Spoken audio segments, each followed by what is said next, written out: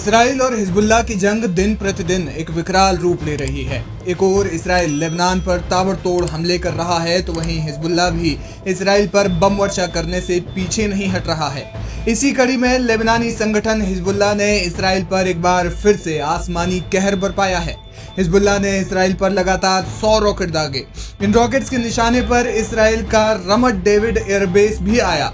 Hezbollah ने जैसे ही हमले किए, इसराइल में रात भर कई इलाकों में सायरन बजने लगे। लोगों को घरों से बाहर निकलने से मना कर दिया गया और बम रोधी बंकरों के पास रहने की अपील की गई। हिजबुल्लाह की इस एयर स्ट्राइक में 4 लोग घायल हुए हैं, जिनमें एक 76 वर्षीय महिला भी शामिल है। बताया जा रहा है कि इन लोगों को छर्रे लग गए, जिनकी वजह से शरीर में गंभीर चोटें आ गई। गौर करने वाली बात यह है कि ये रॉकेट हमले हिजबुल्लाह ने इसराइल के रिहायशी इलाके में किए, जिसमें इमारतें क्षतिग्रस्त हो गई और निजी वाहन भी हमले की जद में आए, जिससे आगजनी भी हुई।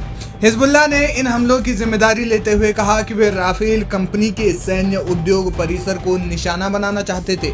इजरायली सेना के मुताबिक गोलान पहाड़ियों, साफेद और ऊपरी गैलिली के क्षेत्र में 120 मिसाइलें दागी गई, जिनमें से कुछ को हवा में ही नष्ट कर दिया गया। मेरोन और नेटुआ क्षेत्रों में 20 मिसाइलें दागी गई और इनमें से अधिकांश खुले क्षेत्रों में गिरी। इसके जवाब में इजरायली सेना ने लेबनान के बेरूत में टारगेटेड हमले किए और उग्रवादी संगठन के सीनियर सैन्य अधिकारी इब्राहिम अकील को मार गिराया। हालांकि इसराइल और हिजबुल्लाह के बीच की जंग तब सीमा को पार कर गई जब लेबनान के कई क्षेत्रों में पेजर और वॉकी टॉकी में सीरियल ब्लास्ट हुए। इसराइल ने इस मुद्दे पर कोई बयान नहीं दिया और चुप्पी साध ली, लेकिन इन हमलों को अंजाम देने का आरोप सीधे तौर पर इसराइल पर ही लगा। इसके बाद हिजबुल्लाह आग बबूला हो गया और उसने कहा कि इसराइल ने अब हद पार कर दी है।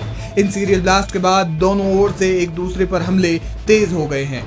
इस हमले से कुछ ही घंटे पहले इसराइल ने रविवार को लेबनान में एयर स्ट्राइक की और कहा कि हिजबुल्लाह पर हमले लगातार होते रहेंगे।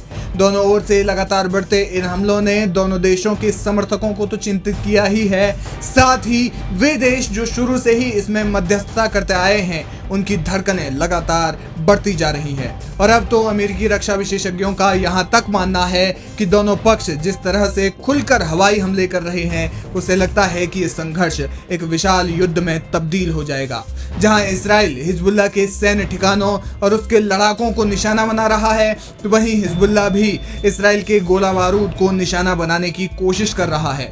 माना जा रहा है कि जिस तरह से ये संघर्ष बढ़ रहा है, उससे अमेरिका को भी अब युद्ध विराम करवाने में मुश्किल होगी। बहरहाल अब देखना ये होगा कि ये खूनी संघर्ष किस ओर रुख करता है।